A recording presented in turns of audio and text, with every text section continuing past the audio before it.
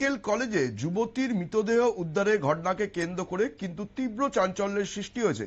এই বিষয় নিয়ে আমতলীর এসডিপিও পারমিতা পাণ্ডে তিনি যে বক্তব্য রেখেছেন ময়নাতদন্তের আগে, তা নিয়ে কিন্তু বিতর্ক তৈরি হয়েছে। তিনি জানিয়েছেন যে প্রাথমিকভাবে মনে করা হচ্ছে যে ওই তরুণী আত্মঘাতী হয়েছে, কিন্তু তিনি যে বক্তব্য রাখছেন ময়নাতদন্তের আগে, তিনি সেটা কি করে বলতে পারলেন, সেটা নিয়ে কিন্তু একটা প্রশ্ন উঠছে। পাশাপাশি নিউজ ভ্যানগার্ডের তরফ থেকে গতকাল শান্তিনিকেতন মেডিকেল কলেজের যে কর্ণধার মলয় পিট, পশ্চিমবঙ্গের বাসিন্দা, তার সাথে যোগাযোগ করা হয়েছিল ওভার দ্য টেলিফোন, এবং সেখানে তিনি কিন্তু একই জিনিস বলার চেষ্টা করেছেন যে পারিবারিক কারণেই কিন্তু ওই তরুণী আত্মঘাতী হয়েছে। ময়নাতদন্তের রিপোর্ট প্রকাশিত হওয়ার আগে এই ধরনের মন্তব্য কি করে হতে পারে তা নিয়ে কিন্তু বিতর্ক তৈরি হয়েছে।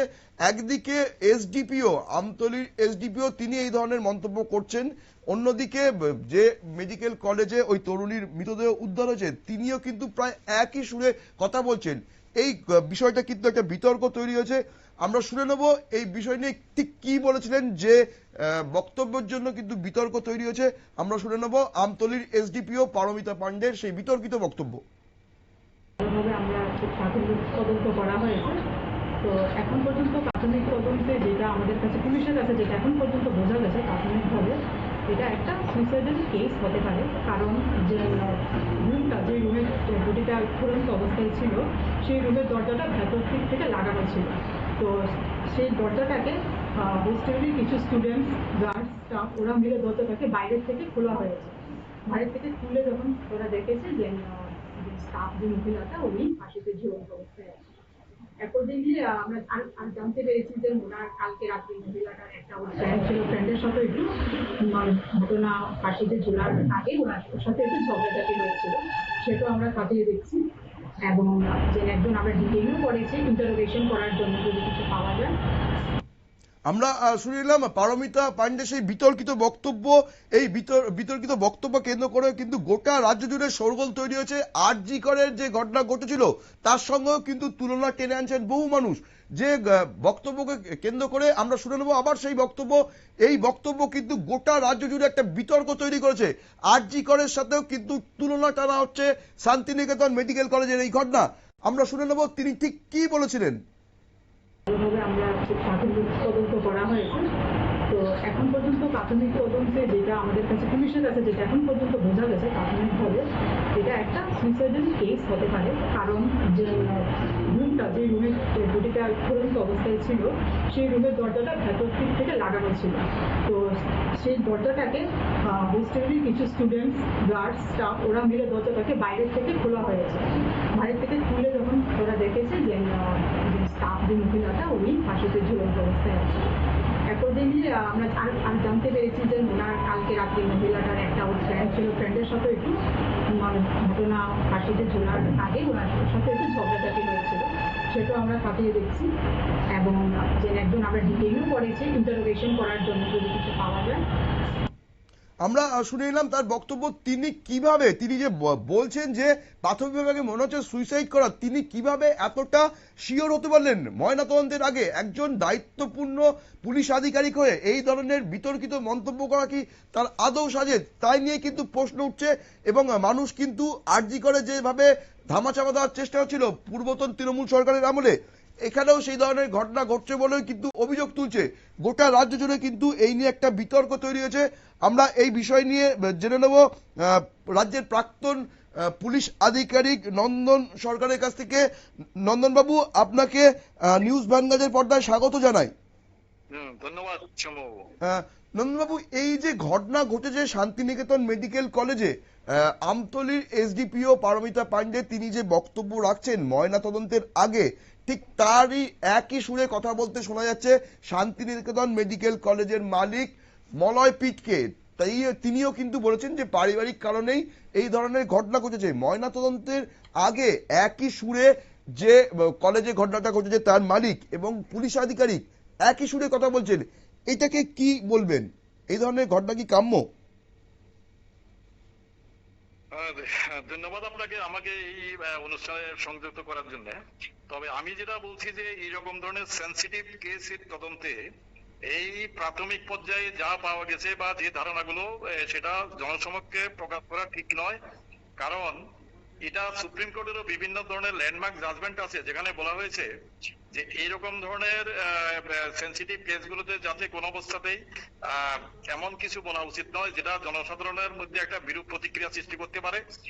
তাছাড়া এই তদন্ত যদি ময়না তদন্ত না হয়, অর্থাৎ পোস্টমর্টম রিপোর্টে যে কজ অফ ডেথ সেটা না জেনে যদি বলা হয় যে প্রাইমা ফেসি এটা মনে হচ্ছে একটা সুইসাইড কেস, তাহলে আমি মনে করি সেটা বলা ঠিক হয়নি। এসডিপিও যেটা বলেছে সেটা ঠিক হয়নি, কারণ মানুষের মধ্যে যে একটা ক্ষোভ বা বিক্ষোভ থাকে তার একটা রূঢ় প্রতিফলন হয়তো এখানে হতে পারে। তো আগে এসব যে তদন্তের ব্যাপারগুলো সবসময় থাকে এগুলো সিক্রেট, কনফিডেন্সিয়াল। এগুলো যখন তদন্ত করা হয় তখন এগুলো কোনোদিনও একটা পাবলিক ডকুমেন্ট নয় বা পাবলিকের কাছে বলার মতো ব্যাপার নয়, কারণ তাতে পুলিশের যে তদন্ত সেখানে নানা ধরনের বাধাবিঘ্ন আসতে পারে।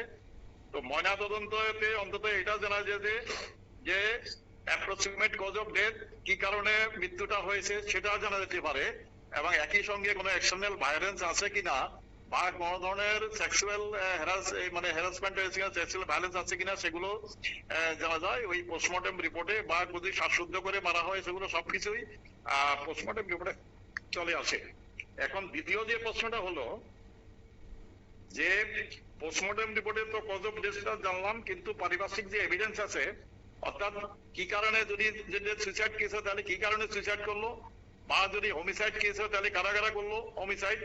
তো এগুলো সবগুলো হলো ইনভেস্টিগেশনের একটা ডিটেইলস একটা প্রসিডিউর আছে, যেখানে হয়তো কালেকশন অফ এভিডেন্স আছে, ওরাল এভিডেন্স আছে, বায়োলজিক্যাল এভিডেন্স আছে, ফরেনসিক এভিডেন্স আছে, ডকুমেন্টারি এভিডেন্স আছে, বিভিন্ন ধরনের এভিডেন্স এখানে কাজ করে। এগুলো সবকিছু কিন্তু গোপনীয়, অর্থাৎ এই যে ইনভেস্টিগেশন ক্রিমিনাল প্রসিডিংস এগুলো এই সময় কিন্তু কোনো মতেই এটা পাবলিকলি বলা ঠিক নয় যে এই প্রাথমিক পর্যায়ে এটা মনে হচ্ছে। তাতে কিন্তু একটা সব দিকে একটা তদন্তের যে কোয়ালিটি বা তদন্তের যে উদ্দেশ্য বা একটা ওই মেয়েটা জাস্টিস পাবে কিনা তা নিয়ে কিন্তু মানুষের মধ্যে একটা বিরাট সন্দেহ সৃষ্টি হয়। সেই কারণে আমি বলছি যে এসডিপিও যেটা বলেছেন সেটা ঠিক বলেননি। নন্দনবাবু, এই যে বলা হচ্ছে যে বন্ধ ঘর ছিল, তার দরজা ভেঙে হাসপাতালের লোকজন তারা দেখতে পেয়েছে যে ভেতরে ঝুলন্ত অবস্থায় ওই যুবতী রয়েছে, কিন্তু এখনো পর্যন্ত পুলিশের তরফ থেকে সেই বয়ানটাই দেওয়া হচ্ছে। কিন্তু যে হাসপাতালে এই ধরনের একটা ঘটনা ঘটলো তার এখনো পর্যন্ত ঘটনাটা আত্মহত্যা না খুন সেই বিষয়টা স্পষ্ট হয়নি। তখন পুলিশের তরফ থেকে দরজা যে ভেঙে এই যারা ভাঙলো তাদেরকে কোনো আটক করা হয়নি, তাদেরকে কোনো জেরা করা হয়নি। পুলিশ হাসপাতাল কর্তৃপক্ষই যেটা বলছে সেটাকেই মেনে নিচ্ছে। এই যে মান্যতা দেয়া, এতে কি অন্য কোনো গন্ধ পাওয়া যাচ্ছে না, বা এটা নিয়ে কি বিতর্ক তৈরি হচ্ছে না যে পুলিশ এখনো পর্যন্ত কেন ওই যে ঘরের দরজা, উচিত তো ছিল হাসপাতাল কর্তৃপক্ষের যখন দরজা বন্ধ রয়েছে তাহলে পুলিশকে খবর দেওয়া, প্রশাসনকে খবর দেওয়া, তারা এসে ভাঙতো, সেটা না করে হাসপাতাল কর্তৃপক্ষের লোকজন তারা নিজেরাই দরজা ভেঙে ফেলেছে এবং সেটাই পুলিশকে তুলে ধরছে, পুলিশ তাদের বয়ান অনুযায়ী কথা বলছে। এই বিষয়টা আপনার কি মনে হয়, এটা কি সন্দেহজনক মনে হচ্ছে না? না, আপনি যেটা বলছেন সেটা একটা ভিতরে সন্দেহ করা হচ্ছে কোন একটা আনটুয়ার্ড ইনসিডেন্ট হয়ে আছে ঘরের ভিতরে, কিন্তু ঘরের দরজা বন্ধ, তো সেখানে ইমিডিয়েটলি অ্যাকশন নিতে হয়। অর্থাৎ যদি ও মানে বিন্দুমাত্র চান্স থাকে ওকে রেস্কিউ করা বা এখান থেকে হসপিটালে নিয়ে যাও, তার জন্য পুলিশ আসতে যে সময়টা লাগবে তার জন্য অপেক্ষা করা ঠিক নয়, সেটা হয়তো ওরা করেছে। কিন্তু আমি একটা কথা বলছি, ঘরের ভিতরে ঝুলন্ত অবস্থায় ওই মেয়েটাকে পাওয়া গেছে। এখন ঘরের দরজা বন্ধ ছিল, কিন্তু ঘরের দরজা বাইরে থেকেও ভিতরে ক্রাইম করে মেরে ঝুলিয়ে রেখে দরজা বন্ধ করার একটা কায়দা আছে। অর্থাৎ আমি বেরিয়ে গেলাম, ওই হুড়কাটাকে একটু এদিক সেদিক করে দিলেই হুড়কাটা ভিতর থেকে বন্ধ হয়ে যায়। তো সেটা একটা ব্যাপার আছে। এখন দেখুন, এই রাজ্য সরকার এটাকে ম্যাজিস্ট্রেট পর্যায়ে তদন্তর আদেশ দিয়েছে। কেন দিয়েছে? কারণ এখানে প্রচলিত যে পুলিশ ইনভেস্টিগেশন, হয়তো স্টেট গভর্নমেন্ট এটাতে সন্তুষ্ট নয় যে কোনো কোথাও না কোথাও কমপ্লেন হচ্ছে। তো সেই কমপ্লেন হওয়ার কারণে একটা ডিএম ওয়েস্টকে দিয়ে একটা ম্যাজিস্ট্রিয়াল ইনকোয়ারির অর্ডার করেছে। সেই ম্যাজিস্ট্রিয়াল ইনকোয়ারিটা হবে নিরপেক্ষ এবং সেখানে হয়তো কোনো ধরনের ইন্টারফিয়ারেন্স থাকবে না, সেইভাবে ইনভেস্টিগেশনটা আর ইনকোয়ারিটা করা হবে। তো ডিএম ওয়েস্ট যেটা করবে সেটা অর্ডার দিয়েছে রাজ্য সরকার। তো রাজ্য সরকারেরও নিশ্চয়ই একটা মনে হয়তো কোনো কোথাও একটা সন্দেহ হয়েছে যে না, এখানে যেই হয়েছে তার মধ্যে মেলাফাইট কোনো কিছু থাকতে পারে, এটা সুইসাইড না হয়ে হোমিসাইড হতে পারে। তো এগুলো সবকিছু যে পুলিশ ইনভেস্টিগেশনটাই তো এখানে শেষ কথা নয়, যেহেতু ম্যাজিস্ট্রেট ইনকোয়ারি দিয়েছে, ওটা আমাদের অপেক্ষা করতে হবে ম্যাজিস্ট্রেট ইনকোয়ারি কি বেরিয়ে আসে। একই সঙ্গে এই যে পোস্টমর্টম রিপোর্ট, ওরাল এভিডেন্স বা ওর মেয়েটার আগের যে পাস্ট হিস্টোরি, কোন একটা ছেলের সঙ্গে ওর ভালোবাসার সম্পর্ক ছিল, ছেলেটা ওকে বারবার বিভিন্ন আঘাত করছে, নানা ধরনের স্টোরি বেরিয়ে আসছে। তো এই যে বিভিন্ন ধরনের যে আছে সেটা একটা লজিক্যাল ডিডাকশন যতক্ষণ ধরে না হবে, লজিক্যাল কনক্লুশনে আমরা ততক্ষণ ধরে আসবো যদি এটা ইনভেস্টিগেশন শেষ হলে তারপরে কিছু একটা পাওয়া যায়। কিন্তু এই সময় ডেফিনিট কোনো কিছু অপিনিয়ন করা ঠিক নয়। ধন্যবাদ নন্দনবাবু। আর একটা প্রশ্ন ছিল, সেটা হচ্ছে যে পুলিশের তরফ থেকে যে একটা প্রেমের গল্প খাড়া করা হচ্ছে এবং প্রেমিককে আটক করে জেরা করা হচ্ছে, কিন্তু বাকি হাসপাতাল কর্তৃপক্ষের তরফ থেকে কিন্তু এখনো পর্যন্ত কাউকে আটক করা হয়নি, কাউকে কোনো সেইভাবে জেরা করা হচ্ছে না। এই বিষয়টা কি কোনো একটা সন্দেহ জন্ম দিচ্ছে না? অনয়ফিট এখানে একটা কলেজ চালাচ্ছে, 150 স্টুডেন্ট এমবিবিএস ওখানে পড়ে, শুনলাম ওখানে আরো 100 বলে যোগ দেবে, যেটা শোনা যাচ্ছে আর কি, এটা আমি জানি না। তো এখানে অনেক ভিতরে আছে যে সাফিসিয়েন্ট সিকিউরিটি রাখার কথা, সেটা আদৌ আছে কি? কারণ আরজি করের ইনসিডেন্টে বলে সুপ্রিম কোর্ট একটা ডিরেকশন দিয়েছিল যতগুলো মেডিকেল ইনস্টিটিউশন আছে, মেডিকেল কলেজ হোক, হসপিটাল হোক, সেখানে যেহেতু ডে অ্যান্ড নাইট ওয়ার্কাররা আসে, তাদের মধ্যে একটা বিরাট সংখ্যক যাতে মেয়েরা থাকে, তো সেখানে সাফিসিয়েন্ট একটা সিকিউরিটি অ্যারেঞ্জমেন্ট করার জন্য পুলিশের উপর সুনির্দিষ্ট নির্দেশ আছে, প্রত্যেক স্টেট গভর্নমেন্টের উপর ডাইরেকশন আছে যে ওইসব হসপিটাল এবং মেডিকেল কলেজগুলোতে সাফিসিয়েন্ট সিকিউরিটি রাখা। তো ওইখানে শান্তিনিকেতন, ত্রিপুরা শান্তিনিকেতন মেডিকেল কলেজ যেটা আছে, সেটার ভিতরে আদৌ সেটা আছে কিনা, কারণ আমার মনে হয় সেরকম সাফিসিয়েন্ট সিকিউরিটি ব্যবস্থা নেই। 2 নম্বর হলো মেয়েটা, যতটুকু জানি মেয়েটা ওখানে কোনো একটা অফিসে চাকরি করতো, সে কিন্তু ওখানে থাকার কথা নয়। ওই দিন হয়তো পরদিন কি প্রোগ্রাম আছে, জিনিসপত্র দিতে হলে ওকে এখানে আটকে রেখেছে। যদি কোনো একটা মেয়ে কোথাও থাকে, তো ওদের যে ম্যানেজমেন্ট, সেই ম্যানেজমেন্টের বিরাট একটা দায়িত্ববোধ, যে একটা যুবতী মেয়ে এখানে আছে রাতে বেলা, ও কিভাবে আছে, কোথায় আছে, এগুলো দেখার তো ম্যানেজমেন্টের দায়িত্ব। ম্যানেজমেন্ট যদি ঠিকমতো সজাগ থাকতো, প্রত্যেকটা ওখানে যে ওমেন যারা এমপ্লয়ি আছে ওদের সঙ্গে থাকতো, তাহলে তো এই ঘটনাটা হতো না। এমনিতেই একটা শক্তিশালী আইন আছে যে sexual harassment of women at work place act, যেটা নতুন আছে 2013 একটা শক্তিশালী আইন আছে, যেখানে বলা আছে যে ম্যানেজমেন্ট টোটালি রেসপন্সিবল হবে এরকম ধরনের যদি কোনো ইনসিডেন্ট হয়। এখানে ত্রিপুরা শান্তিনিকেতন মেডিকেল কলেজে একটা মেয়ে মারা গেল, আর কলেজ ম্যানেজমেন্ট কোনো ধরনের দায়িত্ব নেবে না, তো কলেজ ম্যানেজমেন্ট এখানে পুরোপুরি দায়ী। মেয়েটা মূল্য কিভাবে, সুইসাইড কেন এখানে করলো? তো বাড়ি আছে, বাড়ি দিয়ে সুইসাইড করতে পারতো। তো সেগুলো সবকিছু তদন্তের ব্যাপার, তদন্ত হলে হয়তো দেখুন হয়তো কেসে করতে সাপ বেরিয়ে আসবে। নন্দনবাবু, আর একটা শেষ প্রশ্ন, সেটা হচ্ছে যে সুপ্রিম কোর্টের তরফ থেকে মেডিকেল কলেজের সিকিউরিটির জন্য সিসিটিভি ক্যামেরা বা যথেষ্ট, আপনি যে জিনিসটা বললেন, যথেষ্ট নিরাপত্তারক্ষী রাখার বিষয় রয়েছে। আরজি করের ঘটনার পরে এই জিনিসটাতে আরো বেশি নজর দেওয়া হয়েছিল এবং সুপ্রিম কোর্ট গোটা দেশ জুড়েই যে হাসপাতালগুলো বা মেডিকেল কলেজগুলো রয়েছে সেখানে সিসিটিভি ক্যামেরা রীতিমতো সুনির্দিষ্ট করে দেওয়া ছিল যে সমস্ত জায়গাটাকেই সিসিটিভির নিরাপত্তার মোড়কে মুড়ে রাখতে হবে। তা সত্ত্বেও আমরা দেখতে পাচ্ছিলাম যে শান্তিনিকেতনে কিন্তু বহু জায়গাতেই সিসিটিভি নেই বলে অভিযোগ উঠছে এবং এখনো পর্যন্ত এই বিষয়ে সিসিটিভি ফুটেজও কিন্তু কোনো রকম কোনো কিছু সামনে আসেনি। সেখানে যে এই যে গাফিলতি, কলেজ কর্তৃপক্ষের গাফিলতি, সেই বিষয়ে কিন্তু পুলিশ এখনো পর্যন্ত কোনো রকম কোনো পদক্ষেপ নেয়নি বা তাদেরকে কোনো রকম জেরাও করা হচ্ছে না যে তাদের যে যথেষ্ট নিরাপত্তার ব্যবস্থা করার কথা ছিল, তারা যে সেই জায়গায় গাফিলতি রেখেছিল সেই বিষয়টিও তুলে নিয়ে আসছে না। একটা প্রেমের গল্প খাড়া করা হচ্ছে, তাতে আত্মঘাতী দেখানো হচ্ছে। এটা কি আপনার কোথাও মনে হচ্ছে না যে এই মেডিকেল যেরকমভাবে আরজি করে বাঁচানোর চেষ্টা হয়েছিল অপরাধীদের, এখানেও সেই ধরনের কোন একটা ঘটনা ঘটছে? হ্যাঁ, সেটা যে একদম সম্ভাবনা নেই সেটা আমি বলছি না। এখন ব্যাপারটা এটা তো একটা ইনভেস্টিগেশনের ব্যাপার, ইনভেস্টিগেশন না হলে মূল হয়তো যে স্টোরিটা বেরিয়ে আসবে। তবে ন্যাশনাল মেডিকেল কমিশন, যেটা আগে এমসিআই ছিল, মেডিকেল কাউন্সিল অফ ইন্ডিয়া, এখন সেটা ন্যাশনাল মেডিকেল কমিশন হয়েছে, এরা কিন্তু অনেকগুলো গাইডলাইন দিয়েছিল আফটার আরজি কর ইনসিডেন্ট। ওনারা বিভিন্ন ভাবে বিভিন্ন সময় ওরা সুপ্রিম কোর্টের ওই রায়ের সূত্র করে ওনারা বিভিন্ন ধরনের গাইডলাইন দিয়েছিল।